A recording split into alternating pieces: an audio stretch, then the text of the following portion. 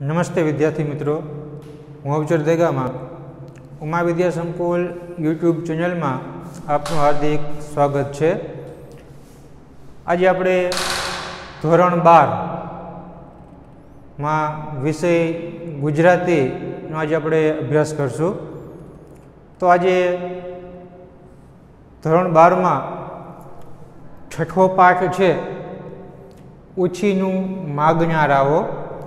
તેમના લેખક છે નટવરલાલ પ્રભુલાલ બુચ અને સાહિત્ય પ્રકાર છે હાસ્ય નિબંધ।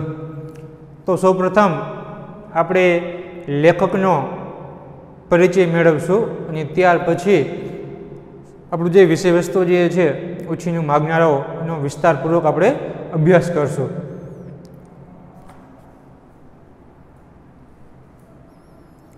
પાઠ છઠ્ઠો ઉછીનું માગનારાઓ। તેમના લેખક છે નટવરલાલ પ્રભુલાલ બુચ, સાહિત્ય પ્રકાર છે હાસ્ય નિબંધ।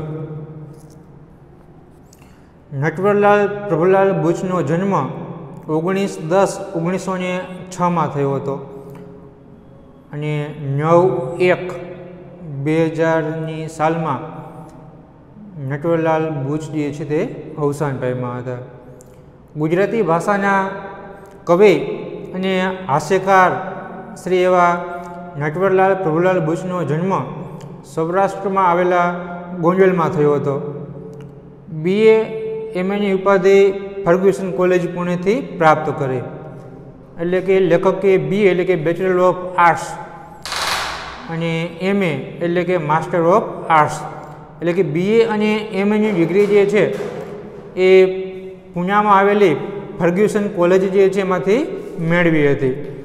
ત્યારબાદ પ્રારંભે દક્ષિણામૂર્તિ ઘરશાળા અને ગ્રામ દક્ષિણામૂર્તિ આંબલામાં અંગ્રેજી શિક્ષક, ઉપનિયામક તેમજ લોકસેવા મહાવિદ્યાલય લોકભારતી સણોસરામાં પ્રાધ્યાપક અને ઉપનિયામક રહ્યા।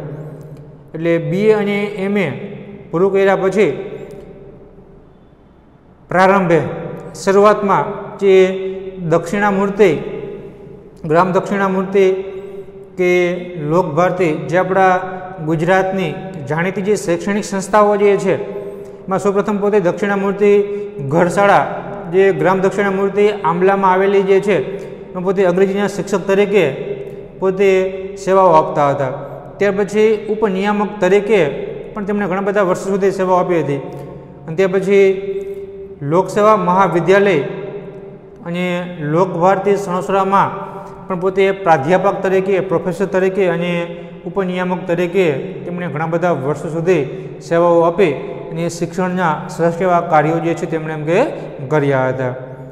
મુખ્યત્વે હાસ્ય નિબંધો, હાસ્ય રસના કાવ્યો અને પ્રહસનો લખ્યા। એટલે નટવરલાલ બુચે તો મોટા ભાગે જોઈએ તો હાસ્ય નિબંધ, હાસ્ય રસના જે કાવ્ય અને પ્રહસનો જે છે તેમણે એમ કે લખેલા છે। રામરોટી પહેલી, રામરોટી બીજી ઉર્ફે બનાવટી ફૂલો, રામરોટી ત્રીજી, છેલ વહેલું, હળવા ફૂલ, કાગળના કેસુડા, આ બધા જ તેમણે લખેલા નોંધપાત્ર પુસ્તકો છે। એમના હાસ્ય નિબંધોમાં વિષય વૈવિધ્યની સાથે ઊંડાણ પણ છે। એટલે લેખકે જે કાંઈ પણ અલગ અલગ હાસ્ય નિબંધો પોતે લખેલા છે તેમાં વિષય વસ્તુ તો પણ જોવા મળે છે, પણ સાથે સાથે ઊંડાણ, માર્મિક રહસ્ય પણ આપણને જોવા મળતા હોય છે। તેમણે લખેલા તમામ લેખો પુસ્તકો જે છે એ સહજ, સરળ છતાં આપણને એમાં હાસ્યવૃત્તિ જે છે જોવા મળે છે। તે પછી ગુજરાતી સાહિત્ય પરિષદનું જ્યોતિન્દ્ર દવે હાસ્ય પારિતોષિક તેમને પ્રાપ્ત થયું છે।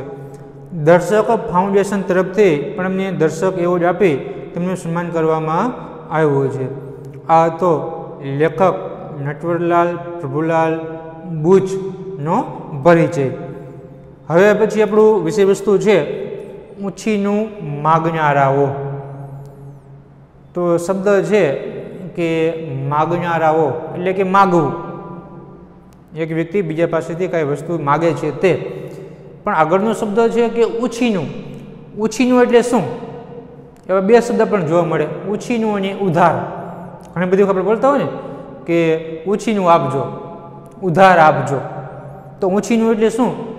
તો કે કોઈ પણ વસ્તુ જે છે, કોઈ પણ વસ્તુ જે છે એ પાછી આપવાની શરતે લીધેલી કોઈ પણ વસ્તુ, પાછું આપવાની શરતે લીધેલી કોઈ પણ વસ્તુ એટલે કે ઉછીનું. અને ઉધાર એટલે શું? તો આપણે કહીએ ને કે કોઈ પણ વસ્તુ જે છે આપણે ખરીદી લાવી અને ત્યાર પછી એ વસ્તુના બદલામાં આપણે વસ્તુ નહીં પણ જે રોકડા રૂપિયા ચૂકવવા પડે એને શું કહેવાય? તો કે ઉધાર. એટલે ટૂંકમાં કહીએ તો ઉછીનું એટલે કે પાછું આપવાની શરતે લીધેલી વસ્તુ. કોઈ પણ વસ્તુ આપણે કોઈ પણ વ્યક્તિ પાસેથી લઈ આવી, એ જે વસ્તુ 1 દિવસ 2 દિવસ પછી આપણે એને પાછી આપીએ એને ઉછીનું કહેવાય. અને જે ઉધાર એટલે કે વસ્તુ આપણી પાસે પૈસા ન હોય, આપણે કહીએ કે બાકીમાં લઈ આવી, જ્યારે આપણી પાસે પૈસા આવે ત્યારે વસ્તુના બદલામાં આપણે એને પૈસા ચૂકવીએ શું કહેવાય? તો કે ઉધાર એટલે કે ઉછીનું માગનારાઓ. એટલે અહીંયા કણે લેખકે જે બીજા વ્યક્તિઓ પાસેથી ઉછીનું પાછું આપવાની શરતે વસ્તુ એમ કે માગે છે, તો આ કેવા લોકો હોય છે? એ લોકોનું જીવન કેવું હોય છે? એ લોકોની વૃત્તિ કેવી હોય છે? એ લોકોના વિચારો કેવા હોય છે? અને એ જે લોકો જે છે એ લોકો કેટલા બધા બેદરકાર હોય છે, કેટલા બધા સ્વાર્થી હોય છે. તો આવા જે ઉછીનું માગનારા લોકોની જે સ્વાર્થ વૃત્તિ જે છે, એની જે બેદરકારી જે છે, શરમ વગરની વૃત્તિ જે છે, નિર્લજ્જતા જે છે, બધું જ અહીંયા કણે લેખકે રજૂ કર્યું છે. અને સરસ મજાનું એક હાસ્ય નિબંધ કે જેમાંથી આપણને હાસ્ય ઉત્પન્ન થાય, આપણે રમૂજ થાય એવી સાદી સરળ ભાષામાં લેખકે અહીંયા કણે એમ કે વર્ણન કરેલું છે. લેખકે માનવ જીવનનો બારીકાઈથી અભ્યાસ કરેલો આ કૃતિ ઉપરથી જોઈ શકાય છે. જીવનમાં કોઈ પણ વ્યક્તિ શોષણનો ભોગ ન બન્યું હોય એવું ભાગ્ય જ બને. એટલે કે શોષક શોષિત જેવા બે વર્ગો વર્ષોથી અસ્તિત્વ ધરાવે છે. તો લેખક કહે છે કે લેખકે માનવ જીવનનો કે મનુષ્ય શું છે એનો બારીકાઈથી ઝીણવટપૂર્વક પદે અભ્યાસ કરેલો છે. કારણ કે તો જ આ વિષય ઉપરથી આ જે કૃતિ ઉછીનું માગનારા જે છે વિષય વસ્તુમાં આપણને જોવા મળે છે. પછી લેખક કહે છે કે જીવનમાં કોઈ પણ વ્યક્તિ જે છે એ શોષણનો કે એક વ્યક્તિ દ્વારા બીજી વ્યક્તિનું શોષણ થયું હોય, એવું શોષણનો ભોગ ન બન્યું હોય એવું ભાગ્યે જ બને. દરેક વ્યક્તિ કોઈને કોઈ જગ્યાએ પછી એ કોઈ પણ સેવા આપતો હોય, નોકરી કરતો હોય, કામ કરતો હોય, કોઈ પણ જગ્યાએ જે છે એના ઉપલી અધિકારી દ્વારા તો કોઈ પણ વ્યક્તિ દ્વારા એનું શોષણ તો એમ કે થયેલું છે એમ કે હોય છે. માટે ઘણા બધા વર્ષોથી એક વર્ગ જે છે એનું શોષણ થાય છે, બીજો વર્ગ એનું શોષણ કરે છે. એટલે કે શોષક અને શોષિતના વર્ગો જે છે એ વર્ષોથી એમ કે ચાલી આવે છે. ઉછીનું માગનારા લોકોને માન સન્માન કે ઇજ્જત જેવું ખાસ નથી હોતું, તેઓ નિસંકોચપણે માગવા માટે જે ટેવાયેલા હોય છે. અને બીજું કે જે ઉછીનું માગનારા લોકો જે છે એને પોતાની માન, મર્યાદા, સન્માન, ઇજ્જત જે છે આવું કંઈ પણ એમ કે હોતું જ નથી. એ નિસંકોચપણે કોઈપણ જાતની શરમ સંકોચ વિના જે છે બીજી વસ્તુ બીજા પાસેથી પોતે માગી પોતાનું જીવન જે છે પોતે ગુજારતા હોય છે. લેખકે પોતાના અંગત જીવન સાથે સંકળાયેલા 2-3 પ્રસંગોની વાત રમૂજી શૈલીમાં રજૂ કરી છે. અને આ જ પાઠમાં લેખકે તો પોતાના અંગત જીવન સાથે, પોતાના જીવનમાં બનેલી ઘટનાઓ સાથે 2-3 એવા પ્રસંગો જે છે આપણે રજૂ કર્યા છે કે ખરેખર આપણને હાસ્ય વિનોદ જે છે આપણને જન્મે છે. જેઓ માગવા માટે ટેવાયેલા હોય તેઓ નાની કે એક ક્ષુલ્લક વસ્તુની જ માત્ર માગણી કરતા નથી, તેઓ કેમેરા, રેડિયો જેવી મહત્ત્વની વસ્તુ માગતા પણ અચકાતા નથી. પછી લેખકે સરસ મજાની વાત કરી કે જે લોકો બીજા પાસેથી માગીને જ પોતાનું જીવન જીવતા હોય છે એવા લોકો જે છે એ પછી સામાન્ય વસ્તુ જે છે ક્ષુલ્લક, સામાન્ય કે નાની વસ્તુઓ જે છે એની માગણી કરતાં એવું નથી હોતું. પણ ખરેખર જે માત્ર સામાન્ય કરતાં વધારે ખૂબ જ કિંમતી એવી જે કાંઈ પણ કેમેરા છે, રેડિયો જે છે, એ ઘણી બધી વસ્તુઓની કે જે ખરેખર એની માગણી ન કરાય એવી વસ્તુઓની પણ માગણી જે છે પોતે એમ કે કરતા હોય છે. આખી જિંદગી માગીને જ પૂરી કરતા હોય છે. આવા લોકોની મહત્ત્વની વાત એ બતાવી છે કે તેઓ પાસે કોઈ વસ્તુની માગણી કરો તો ના પાડવા માટે 1000 બહાના હોય, તેઓ કદી એક વસ્તુ કોઈને આપતા નથી. લેખકે આપણે સરસ મજાની વાત કરી કે ખરેખર આ લોકોની મહત્ત્વની વાત હોય છે કંઈ કે જે ઉછીનું માગનારા લોકો છે એની મહત્ત્વની વાત એ બતાવી લેખકે કે તેઓ પાસે આપણે કોઈ પણ વસ્તુ જે છે એ વ્યક્તિ તો આપણી પાસે વસ્તુ માગવા આવે છે, આપણે એને વસ્તુ આપીએ છીએ, પણ જ્યારે આપણે ક્યારેક ભાગ્યે જ કોઈ વસ્તુની જરૂર પડે, કદાચ આપણે એમની પાસે એમ કે વસ્તુ એમ કે માગવા માટે જઈએ છીએ ત્યારે ચોક્કસ એ વ્યક્તિ જે છે 1000 બહાના બનાવીને અનેક પ્રકારના બહાનાબાજી કરી અને વસ્તુ જે છે આપણને એમ કે ના પાડતા હોય છે, આપણી પાસેથી લઈ જાય છે એ વ્યક્તિ ક્યારેય આપણે કોઈ વસ્તુ એમ કે આપતા નથી. આમ ઉછીનું માગનારા લોકો જે છે એ અનેક પ્રકારની એવી માનસિકતા જે છે પોતે એમ કે આ રીતે અહીંયા લેખકે અલગ અલગ એની જે સ્વાર્થ વૃત્તિ જે છે, એની મનોવૃત્તિ જે છે, એના વિચારો જે છે, એનું જે કંઈ પણ નિર્લજ્જતા જે છે, ધૃષ્ટતા જે છે, આ વગેરે ટૂંકમાં એના લક્ષણો બતાવી અને ઉછીનું માગનારા લોકો ઉપર આપણે હાસ્ય જે છે એમ કે રજૂ કર્યો છે. તો વિદ્યાર્થી મિત્રો આપણે વિસ્તારથી પાઠ જે છે આપણે ભણશું. સામાન્ય માન્યતા એવી છે કે માનવ જીવનમાં શોષણ માત્ર આર્થિક ક્ષેત્રમાં જ ચાલે છે. શોષક શોષિતના દ્વંદ્વ માત્ર આર્થિક ક્ષેત્રમાં જોવા મળે છે. આ માન્યતા સાચી નથી. માનવ જીવનના બીજા પાસાઓમાં પણ નિરંતર શોષણ ચાલે છે. ત્યાં પણ શોષક શોષિતના દ્વંદ્વ જોવામાં આવે છે. ઊંચીનું માગનાર અને ઊંચીનું આપનાર એ આવું એક શોષક શોષિત દ્વંદ્વ છે. આ વિભાગ નૈસર્ગિક અને અફળ છે. શોષક શોષક જ રહે છે, શોષિત શોષિત જ રહે છે. તો શબ્દ છે આર્થિક,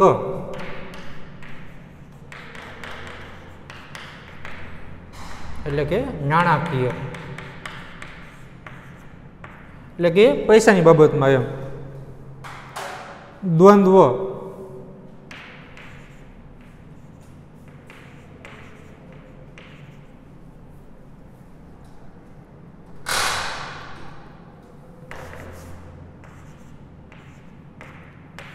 એટલે કે સંઘર્ષ. દ્વંદ્વ એટલે કે સંઘર્ષ અથવા તો ઘર્ષણ.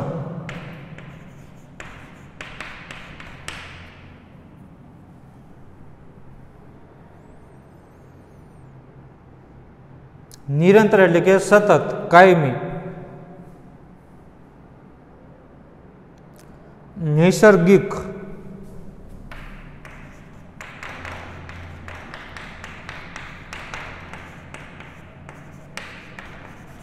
એટલે કે કુદરતી. અફર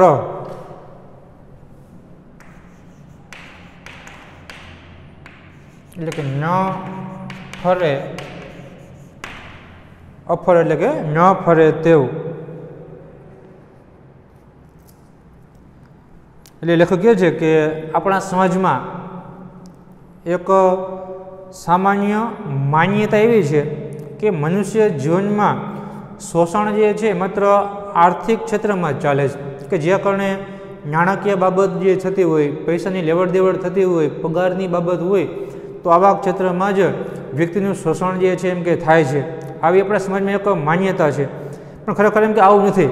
કારણ કે શોષક અને શોષિતના જે દ્વંદ્વ છે, કે શોષક અને શોષિતનું જે ઘર્ષણ જે છે એ માત્ર આર્થિક ક્ષેત્રમાં જોવા મળે છે એવું એમ કે જોવા નથી મળતું. આ બાબત છે, આ માન્યતા એકદમ સાવ ખોટી છે, સાચી નથી. કારણ તો કે માનવ જીવનના જે આર્થિક ક્ષેત્ર સિવાયના પણ જે અન્ય પાસાઓ જે છે, બીજી જે બાબતો જે છે એમાં પણ સતત મનુષ્યનું શોષણ જે છે એમ કે ચાલતું હોય છે.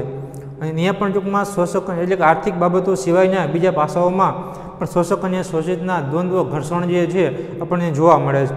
અને ઉછીનું માગનાર અને ઉછીનું આપનાર આ એક દ્વંદ્વ, એક ઘર્ષણ છે. એક વ્યક્તિ જે છે એ બીજા વ્યક્તિને ઉછીનું આપે છે અને બીજી વ્યક્તિ જે છે જે ઉછીનું પોતે એમ કે લે છે. તો આ પણ એક પ્રકારનું એમ કે ઘર્ષણ જ કહી શકાય. આ વિભાગ નૈસર્ગિક અને અફળ છે. શોષક શોષક જ રહે છે, શોષિત શોષિત જ રહે છે. કીધું આ વિભાગ જે છે એક વ્યક્તિ આપનાર છે, બીજી વ્યક્તિ એમ કે લેનાર છે. તો માટે આ વિભાગ ખરેખર કુદરતી જે છે એ કેવો છે? અફર. એમાં ક્યારેય ફેરફાર થઈ શકે એવું નથી. કારણ કે વર્ષોથી ચાલ્યું આવે છે કે જે શોષક વ્યક્તિ જે છે એ માત્ર હંમેશા શોષક જ રહે છે, શોષિત જે છે માત્ર શોષિત જ રહે છે. જે સાહુકાર વ્યક્તિ છે, ધનિક વ્યક્તિ, પેશીદાર વ્યક્તિ જે છે એ પોતાની કામ કરનાર આવનાર વ્યક્તિનું પોતે શોષણ કરે છે, જેના કારણે તો જે સામાન્ય ગરીબ વર્ગનો, મજૂર વર્ગનો વ્યક્તિ જે છે હંમેશા માત્ર શોષણ જ થયા કરે છે. જ્યારે સાહુકાર વ્યક્તિ જે છે હંમેશા માત્ર એનું શોષિત જ પોતે એમ કે તરીકે પોતે જીવન એમ કે જીવે છે. ઉછીનું માગનારાઓ લગભગ અપરિગ્રહી પણ યાચક વૃત્તિવાળા, દૃષ્ટ, નિર્લજ અને બેદરકાર હોય છે. ઉછીનું માગનારા શોષકો પરોપજીવી વનસ્પતિની માફક પોતે ઉછીનું માગવા સિવાયની બીજી કશી તકલીફ લીધા વિના બીજાને ભોગે જ જીવનારા હોય છે. સવારથી સાંજ સુધીમાં સેંકડો ચીજોની તેમને જરૂર પડે છે, પણ તે બધી જ તેઓ ઓછીની માગીને જ ચલાવે છે. મીઠા મરચાંથી શરૂ કરી ઘી કે એલચી કેસર સુધીની અસ્થાયી ચીજો અને ટાંકણીથી શરૂ કરી કેમેરા કે રેડિયો સુધીના રાજ તેઓ આપણી પાસે નિસંકોચ ઓછીના માગી શકે છે. તે પાછા લાવવાની જવાબદારી પણ આપણા માથે જ રહે છે, અને તે પણ પાછા માગીએ ત્યારે મળે જ તેમ નહીં. 10-12 આટા તો તેઓ આપણને ખવડાવે છે, અને અધીરા જીવના કહે તે તો લાભમાં. દુનિયામાં જેમ સંત પુરુષો ગણ્યા ગાંઠે જ હોય છે, તેમ ઓછીનું લઈ જનારાઓમાં અસ્થાયી વસ્તુ સારી જાતની લીધેલી હોય તેટલી જ અને સ્થાયી રાચ ભાંગે તોડ્યા વિના તેવી હાલતમાં વગર માગીએ ટાણાસર આપી જનારા વિરલ હોય છે. તો શબ્દ છે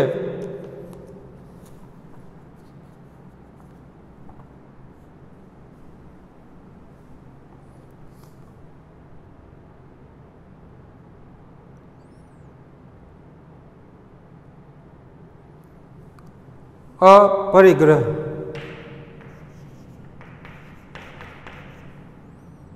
અપરિગ્રહી.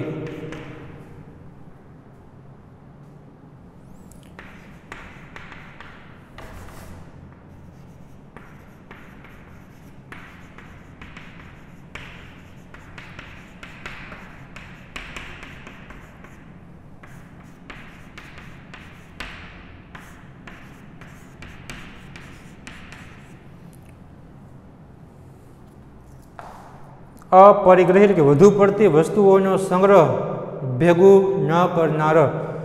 પરિગ્રહ એટલે કે વધુ પડતી વસ્તુઓનો સંગ્રહ કરવો, અને અપરિગ્રહ એટલે કે વધુ પડતી વસ્તુઓનો સંગ્રહ ભેગું ન કરનાર વ્યક્તિ એટલે કે અપરિગ્રહ. યાચક. યાચક એટલે કે માગવું.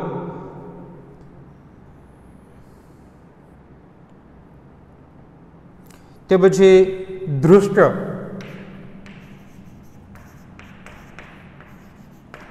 એટલે કે બેશરમ. ધૃષ્ટ એટલે કે બેશરમ. તે પછી નિર્લજ.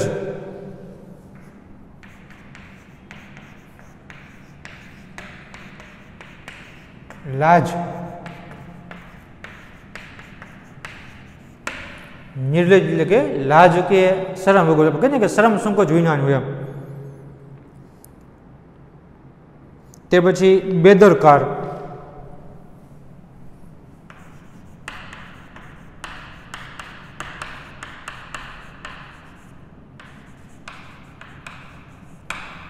બેદરકાર એટલે કે કાળજી વિનાનું, ધ્યાન ન રાખતા હોય તેવું. તે પછી પરોપજીવી. કદાચ શબ્દ સમૂહ પૂછી શકે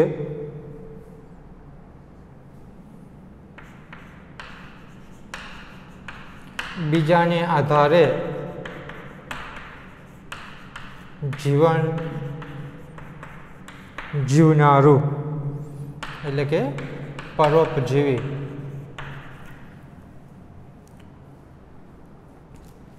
પર એટલે કે પારકું. ઉપ એટલે કે ઉપર, જીવી એટલે કે જીવવું એટલે કે બીજા ઉપર આધાર રાખી જીવન જીવનારું એટલે કે પરોપજીવી, અથવા તો પારકા લોકો ઉપર જે નિર્ભર હોય તેવું.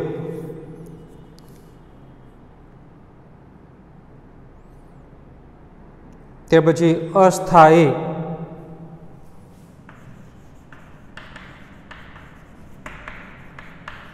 એટલે કે કાયમી ન હોય એવી.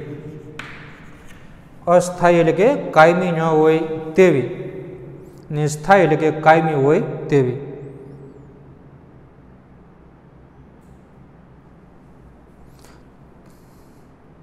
તે પછી રાચ. એ પણ કદાચ શબ્દ સમૂહ પૂછી શકે. ઘરનો સરસામાન એટલે કે રાચ રચેલું. ઘરનો બધો જ સરસામાન એટલે કે રાચ અથવા તો રાચ રચેલું.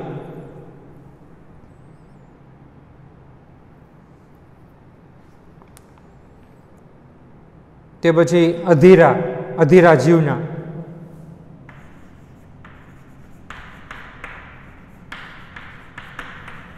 એટલે કે સ્વભાવે ઉતાવળા. અધીરા જીવના એટલે કે સ્વભાવે ઉતાવળા, ઉતાવળ કરતા હોય તેવા એમ.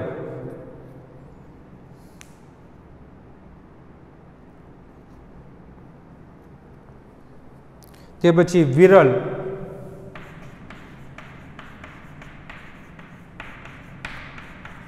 દુર્લભ અથવા તો ભાગ્યે જ. તો પછી લેખક કહે છે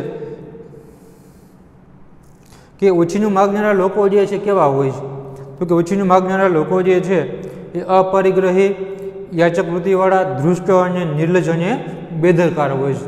જે લોકો આપણી પાસેથી ઓછીની વસ્તુઓ લઈ જાય છે તો એ અપરિગ્રહી, વધુ પડતી વસ્તુઓનો સંગ્રહ પોતે નથી, પોતાની જીવન જરૂરિયાતની વસ્તુઓ જે છે એ પોતે સંગ્રહ નથી કરતા હોતા, પોતે માગણ વૃત્તિવાળા હોય છે. દરેક વ્યક્તિ પાસે પોતે કાંઈક ને કાંઈક જે છે પોતે માગતા હોય છે. ધૃષ્ટ એટલે કીધું પોતે બેશરમ હોય છે, કોઈ પણ વસ્તુ માગતા પોતે શરમાતા નથી, પોતે લાજ શરમ વગરના હોય છે, પાછું પોતે બેદરકાર હોય છે. આપણી વસ્તુ પોતે લઈ તો જાય છે પણ આપણે લઈ ગયેલી વસ્તુ જે છે પોતે સારી રીતે એની કાળજી રાખતા નથી, એની સારી રીતે પોતે સાચવતા હોતા નથી. એટલા જ માટે એને લેખકે ઓછીનું માગનારા લોકોને અપરિગ્રહી, યાચક વૃત્તિવાળા, ધૃષ્ટ, નિર્લજ અને બેદરકાર એમ કે કીધા છે. પછી તો કે ઓછીનું માગનારા શોષકો પરોપજીવી વનસ્પતિ માફક પોતે ઓછીનું માગવા સિવાયની બીજી કશી તકલીફ લીધા વિના બીજાને ભોગે જ જીવનારા હોય છે. કે ઓછીનું માગનારા લોકો જે છે કેવા હોય છે? તો કે પરોપજીવી વનસ્પતિ જેવા હોય છે. જેમ પરોપજીવી વનસ્પતિ જે છે માત્ર બીજા ઉપર આધાર રાખી અને પોતાના જીવનનું ગુજરાન પોતે ચલાવતા હોય છે, એવી જ રીતે ઓછીનું માગનારા લોકો પણ બીજા બધા વ્યક્તિઓ પાસેથી જ ઓછીનું માગીને પોતાનું જીવન જે છે પોતે એમ કે ચલાવતા હોય છે. એક પણ વસ્તુ જે છે પોતાની રીતે પોતે ખરીદતા નથી પણ બીજા લોકો પર આધાર રાખી બીજા વ્યક્તિ પાસેથી માગે અને પોતાનું જીવન પોતે જીવતા હોય છે. એ વ્યક્તિ એવા હોય છે કે સવારથી માંડીને સાંજ સુધી, સવાર પડે ત્યાંથી માંડીને સાંજ સુધી અનેક એવી ચીજવસ્તુની જરૂર પડે છે તે તમામ ચીજવસ્તુઓ જે છે એ બીજા વ્યક્તિઓ પાસેથી ઓછીની માગીને જ પોતાનું ગુજરાન જે છે પોતે એમ કે ચલાવતા હોય છે. સામાન્ય મીઠું છે, મરચું, સામાન્ય મીઠું મરચાંથી શરૂ કરી કદાચ ઘી, કેસર કે એલચી જેવી અસ્થાયી વસ્તુ, ખૂબ જ કિંમતી મોંઘી વસ્તુ પણ એ બીજાના ઘરેથી માગી પોતાનું ગુજરાન જે છે પોતે ચલાવતા હોય છે. લેખક કહે છે કે ઓછીનું માગનારા લોકો એવું કોઈ નથી કે સામાન્ય જ વસ્તુ પોતે માગતા હોય છે. એ મીઠું છે, મરચું જે છે તો પોતે માગણી કરે છે પણ સાથે સાથે કેસર, એલચી કે ઘી જેવી વસ્તુઓની પણ નિસંકોચપણે શરમ વગર જે છે પોતે માગણી કરતા હોય છે. તો સામાન્ય ટાંકણી જે છે, કેમેરા છે કે રેડિયો જેવી વસ્તુઓ પણ બીજા પાસેથી ઓછીની માગે અને પોતાનું જીવન જે છે પોતે ચલાવતા હોય છે. આમ એ વ્યક્તિ તો મીઠા, મરચું, ઘી, કેસર, એલચી, ટાંકણી, રેડિયો, કેમેરા બધું જ પોતે વિના સંકોચે, શરમ સંકોચ વિના જે છે એ પોતે એમ કે માગી લે છે. પાછું વ્યક્તિ લઈ તો જાય છે, આપણો રેડિયો છે કે પછી કેમેરા છે, ટાંકણી છે, કાંઈ પણ વસ્તુ આપણી લઈ તો જાય છે પણ પાછી લઈ ગયા પછી સમયસર જે છે એ વસ્તુ પણ પાછી આપવા આવતા નથી. એ પાછી લાવવાની જવાબદારી પણ આપણી રહે છે, કારણ કે આપણે જે વસ્તુ લેવા માટે એમના ઘરે એમ કે જવું પડે છે. અને બીજું કે જ્યારે આપણે એમના ઘરે વસ્તુ આપણી પોતાની જ વસ્તુ આપણે તેમના ઘરે એમ કે લેવા માટે જઈએ છીએ ત્યારે પણ જે છે આપણને એક જ ઘાયે તો આપણે વસ્તુ આપી જ ન દઈએ. આપણે જાય તો કહે ભાઈ મારે જરૂર છે, જે કામ પૈતું નથી, આમ છે તેમ છે કરી આપણને 10-12 આંટા પોતે એમ કે ખવડાવતા હોય છે. અને આપણે ચોકમાં એક પછી એક વખત, બે વખત, 3 વખત એમ કે લેવા જાય તો આપણે પોતે ગુસ્સે પણ થતા હોય છે કે તમે તો અધૂરા જીવના હો, તમારી વસ્તુ મેં ખાઈ નહીં જાય, તમારી વસ્તુ મેં તોડી નહીં નાખી, તમે તો કેવા જીવના હો કે વસ્તુ એમ કે માગ મગજ એમ કે કરો છો. આપણી વસ્તુ હોય છતાં પણ જે છે એ આપણને અધૂરા જીવના પોતે એમ કે કહેતા હોય છે. પછી લોકો કહે છે કે અત્યારે આપણે દુનિયામાં જોઈએ તો જે સંત મહાત્માઓ જે છે, સાધુ સંતો જે છે, જેમાં સંત પુરુષો પણ કેવા તો જે શીલવંત સાધુ જે છે, ચારિત્ર્યવાન છે, કુળવાન ખાનદાન જે છે, આવા સાચા સાધુ સંતો મહંતો ભક્તો જે છે એ બહુ ગણ્યા ગાંઠિયા, બહુ જ ઓછા જે છે આપણને એમ કે જોવા મળે છે. આખા જગતમાં અત્યારે સાધુ સંતો જે છે, સાચા સાધુ સંતો બહુ ઓછા જોવા મળે છે. એ જ રીતે આપણી પાસેથી ઓછીનું લઈ જનારા વ્યક્તિઓ જે છે એ પણ આપણી જે વસ્તુ લઈ ગયા હોય એવી જ જાતની વસ્તુ જે છે એ સહી સલામત થોડાક સમયમાં જ સમયસર જે છે એ ભાંગા તોડ્યા વિના જેવી હાલતમાં લઈ ગયા હોય એવી જ હાલતમાં આપણે માગવા ન જાય છતાં પણ જે છે વગર માગે પોતે આપી દઈએ, ટાણાસર આપી દઈએ, આ વ્યક્તિ તો ભાગ્યે જ ટૂંકમાં પણ જોવા મળે છે.